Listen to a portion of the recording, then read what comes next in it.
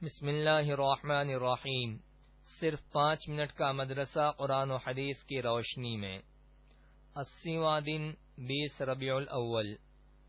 Number 1، اسلامی تاریخ۔ عربوں کی اخلاقی حالت۔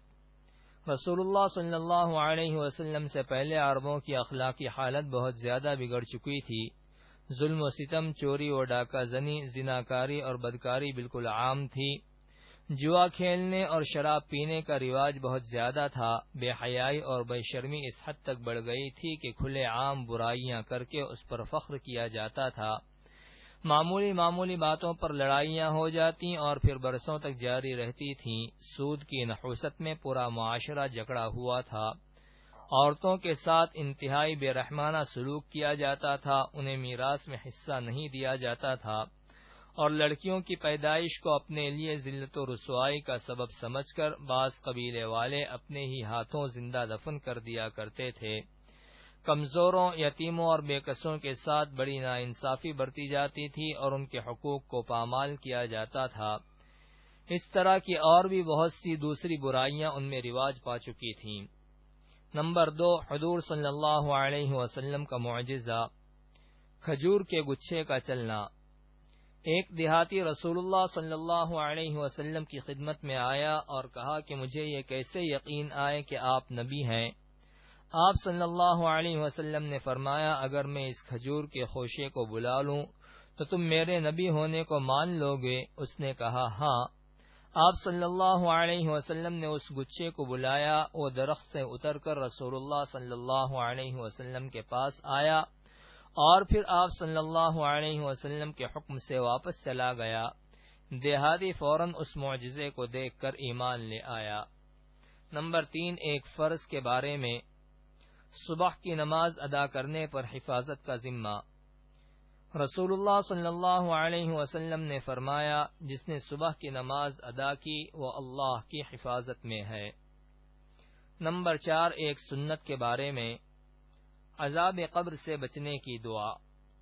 رسول اللہ صلی اللہ علیہ وسلم یہ دعا کثرت سے فرماتے تھے، اللہم انی اعوذ بک من عذاب القبر ومن عذاب النار ومن فتنة المحیا والممات ومن فتنة المسیح الدجال۔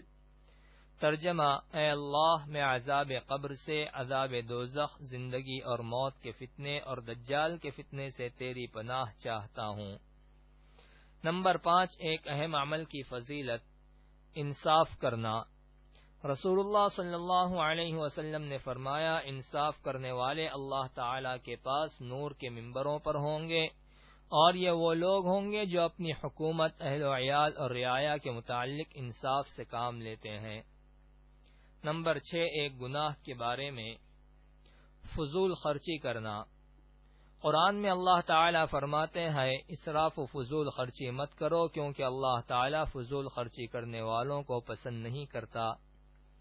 نمبر 7، دنیا کے بارے میں، کھانے پینے کی چیزوں میں غور کرنے کی دعوت۔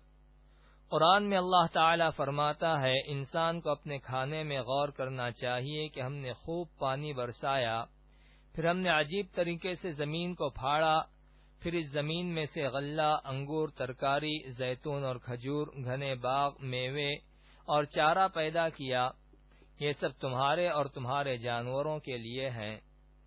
نمبر 8، آخرت کے بارے میں، حور کی خوبصورتی۔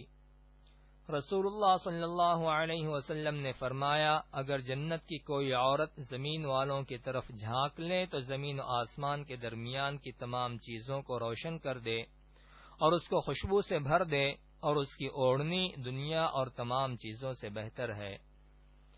نمبر 9، طب نبوی سے علاج، سرکے کے فوائد۔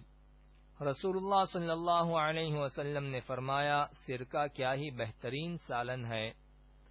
فائدہ، محدثین حضرات کہتے ہیں کہ سرکہ تلی کے بڑھنے کو روکتا ہے، جسم میں ورم نہیں ہونے دیتا، کھانے کو ہضم کرتا ہے، خون کو صاف کرتا ہے، پھوڑے پھنسیوں کو دور کرتا ہے۔ نمبر 10، نبی صلی اللہ علیہ وسلم کی نصیحت۔ رسول اللہ صلی اللہ علیہ وسلم نے فرمایا، جب تم میں سے کوئی شخص جمائی لے تو اس کو اپنا ہاتھ منہ پر رکھ لینا چاہیے، کیونکہ کھلے منہ میں شیطان داخل ہو جاتا ہے۔